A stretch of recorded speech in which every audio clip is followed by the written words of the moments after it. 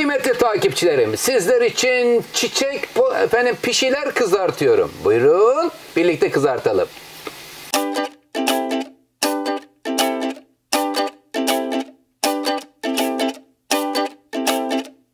Özel bir kahvaltılık hazırlayacağım. Çiçek pişi olacak. Yanında peynir, zeytin, domates. Allah ne verdiyse sevdiklerinize güzel böyle kahvaltıda 5 çayında ikram edebileceksiniz. Malzemelerimizde 4 su bardağı unumuz var. 1,5 su bardağı süt, 1 yemek kaşığı yoğurt, 1 tane yumurta. Buraya geliyoruz. 1 paket kabartma tozu 10 gramlık. Çünkü 15-16 gramlık olanlar da var. Birer tatlı kaşığı tuz ve şekerimiz var. Şimdi hemen 4. bardak unu döküyorum. Un ölçüsü gramaj olarak yarım kilo civarında kıymetli takipçilerim. Sevgimizi veriyoruz. Tuz, şeker, kabartma tozu, karıştır aşçım. Önce kuruları karıştırıyorum. Sonra süt, yoğurt ve yumurta geliyor.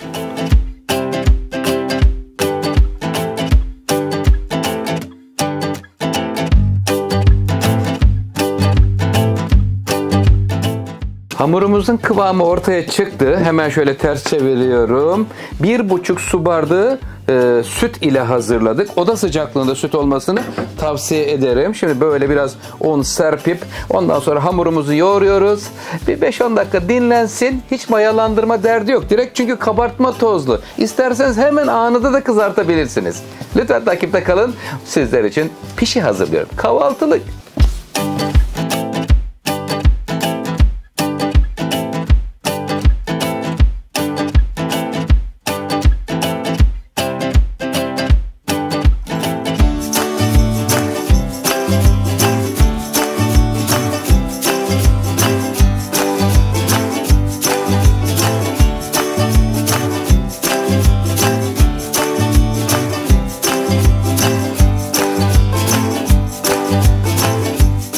Çiçek pişilerimiz ortaya çıktı. Toplamda 22 adet çıktı kıymetli takipçilerim. Şimdi burada şöyle bir bezelere böldüm 22 adet bezeye. 4 su bardağı un ile başlamıştık. Yumuşak oldu. 5. bardağa kadar da gitti yani. İlave ettiğimiz un miktarından bahsediyorum. Şöyle merdaneye getirip koyun. Bıçak yardımıyla ya da böyle hamur spatula yardımıyla böyle 7'ye keselim. 7, 8 Allah ne verdiyse eldeki ve evdeki imkanlarla kesimi yaptıktan sonra kestiğimiz yerlerin uçlarını şu şekilde hemen sıkıştır aşçım. Evet, motiflerini veriyoruz. Şu anda yağımız ısındı, sıcak yağda kızartacağız. Mayasız bir hamur. Güzel böyle şekli de hoş. Çocuklarınızla birlikte bir mutfak aktivitesi de yapmış olursunuz. Bakın görüyor musunuz? Çiçek gibi çıktı. Canım çiçek oldun mu? Güzel oldu. Bakalım yağ ısınmış mı? Hemen bir kontrol edelim. Bismillahirrahmanirrahim. Üzerine fazla un varsa şöyle yapın, unu alın.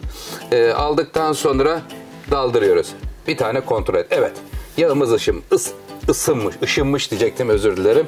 Evet, sıcak yağın içine alıyoruz. Hamurları kızartmaya başlıyoruz. Bakalım Oktay Usta'nın çiçek pişileri nasıl olacak?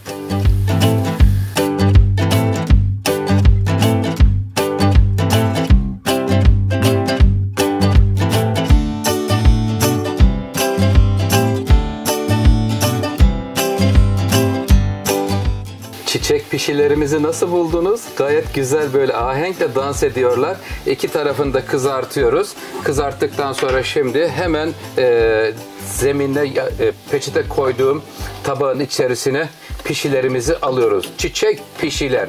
Demleyin çayı. Oktay Usta'dan tarifler sizler için gelmeye devam edecek. Kanalımın büyümesi için destek olursanız, abone olursanız çok mutlu olurum. Nasıl buldunuz? Faydalı buldunuz mu? Böyle çiçek gibi sevgiyle hazırlanmış enfes bir pişi tarifi. En güzel tarifler sizler için gelmeye devam edecek. Buyurun sofraya. Afiyet olsun.